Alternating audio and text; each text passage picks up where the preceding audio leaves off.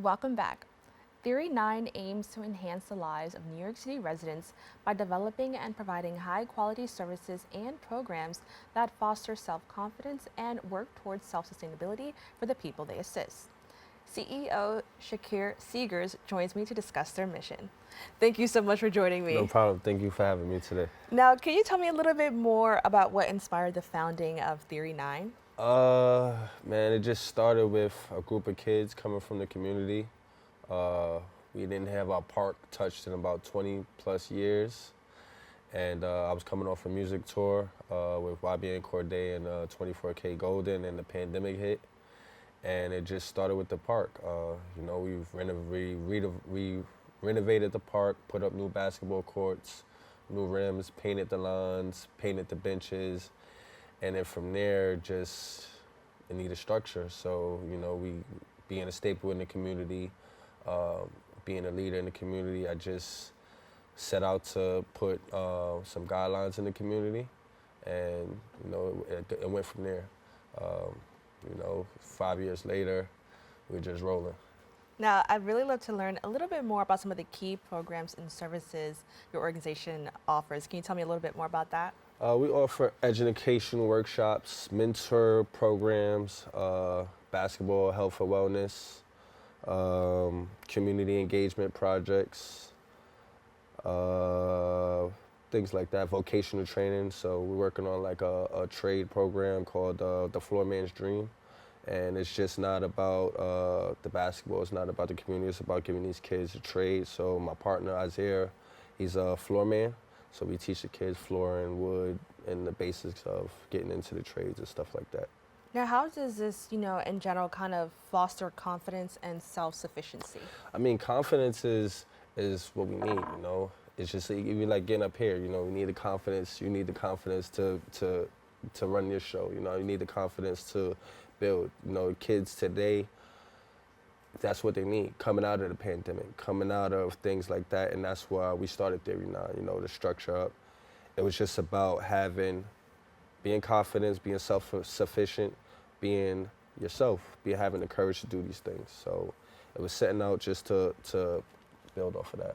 And speaking of the pandemic, I know it's changed so much for so many people and just how we kind of view the world that we live in. How has it kind of impacted your organization, and how have you seen it evolve since the start of the pandemic? Since the start of the pandemic, it was crazy because, we were stuck remote. We was all home. Teachers became the computers and the parents. So things changed drastically, and it changed fast for everybody, Kids got lost, in the source of being out there with the negativity. And it was just about bringing the positivity back into the community, growing from that. But yeah, I definitely want to also talk about, you talked about how like computers became Yeah, the computers, teachers. they became the teachers. Yeah. So, I'm sorry, my bad. Ooh, got a cold. They came the teachers, computers became the teachers. The students became more of they thinking they know everything, and it just became a balance of trying to fix those things between the two. And I would say, now that you work, with young people, how do you kind of use technology in the way that can assist them? Because I know just technology in It's children, everything. It's everything. people have these ideas. So how does it impact the work you do? So technology is everything, It's the computer, it's the phone, it's the laptop, it's runs today's society. So technology is being on top of that. So teaching these kids about things of such, taking them back to the computer classes, taking them back to having these resources in the community, taking them back to learning the basics of where we come from, So that's where we at with it. Now, what are some of the most impactful events or initiatives that Theory 9 has hosted? We hosted over 200 community events. Back to school, we in our fifth back to school event. We host turkey drives, basketball tournaments for the community throughout the whole year, fall, spring, winter.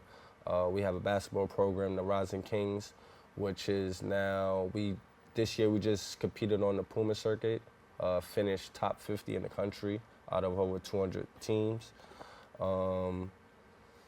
and just keeping it going from that, going from that. And can you tell me a little bit more about Rising Kings? Rising Kings it's a fast growing program, when we started Theory 9, it was about just having structure in the community, and the kids love sports. So basketball is something we came from, we grow from, it's what we brought the community back to what we're doing, because, the basketball courts started from there. So the Rising Kings just grew up fast, fast, marketing, and just building with people of such. It's just a fast-growing program. We started this program about 2 years ago. Out of being business 5, we started about 2 years ago, and then we're one of the top 5 basketball programs in the city right now. That's amazing. Can you share any success stories or testimonials from some of the kids who have benefited from being a part of Theory 9? Definitely. Over 20 kids in college now, whether it's D1, D2, JUCO community. We got from 4 teams in our first 4 teams in our first year to 11 teams. So we got 10U all the way up now to high school. We got a college athletes that's out there. We got professional athletes. So we got about 5 kids that just went professional overseas that's coming through the program, alumni from the program. So it's just been a place where ideas really grow. The kids bring me the ideas. I come up with the ideas, and I just try to elevate what the community wants. Now, as we heard the saying that it takes a village, to raise a child. Can you talk a little bit more about how you may have connected with other, community organizations or just people around to kind of help, support the children of the community? It's crazy because I didn't think I'd be doing this. I didn't think I wanted to be off the camera, behind the scenes. I don't do this for the camera reviews. I do this because this is what my heart desires. This is what my heart wants. This is what the community wants.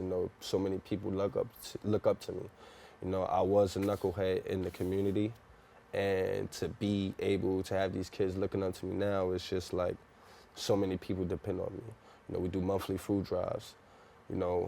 Every day, every month, when we come out there, it's a line. And that's not enough to feed the community.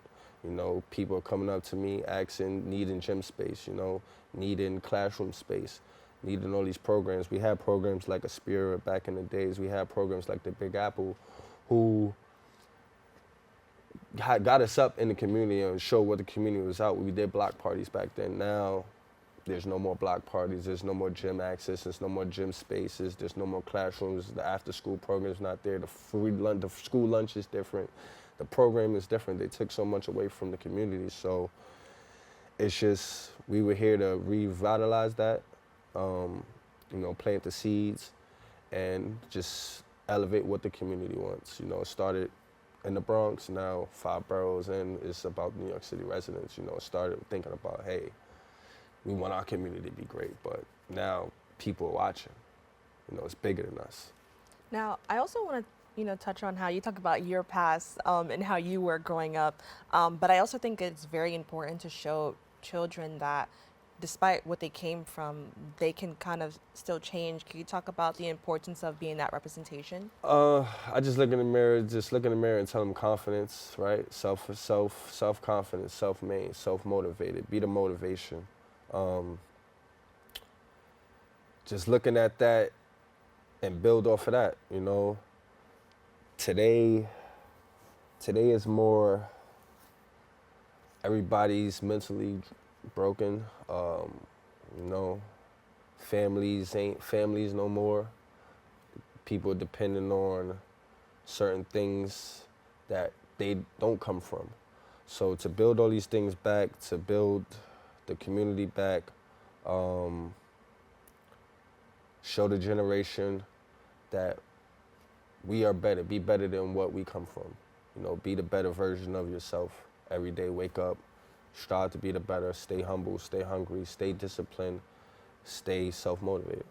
Now, I also want to talk about, since, in the Bronx and even throughout New York City, we have a very diverse cultural background. How do you connect with, people from different cultural backgrounds, and how do you kind of make people feel like they belong? It's just treat people how you want to be treated. You know, coming up in the Kingsbridge community, when I first moved here, it was a black community. Now, I'm dealing with the Hindus, the Arabs, the Spanish. We have spent more Spanish based around here. And, you know, I don't know the language, but these are my people.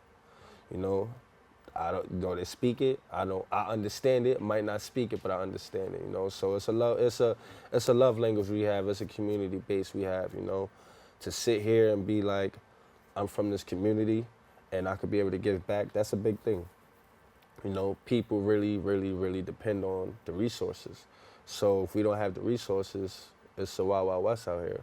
So my job and my objective was just to bring as many resources as I can back to my community, back to where I'm from, so things change.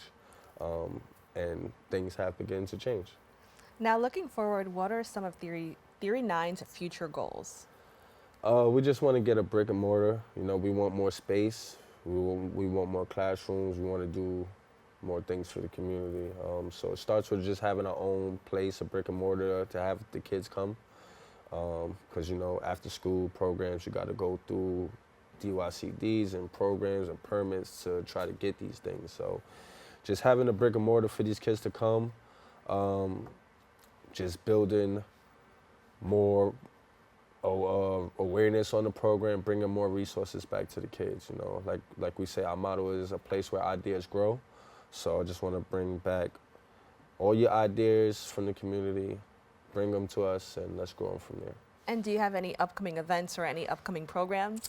So this year we are in year 3 of the Rising Kings program.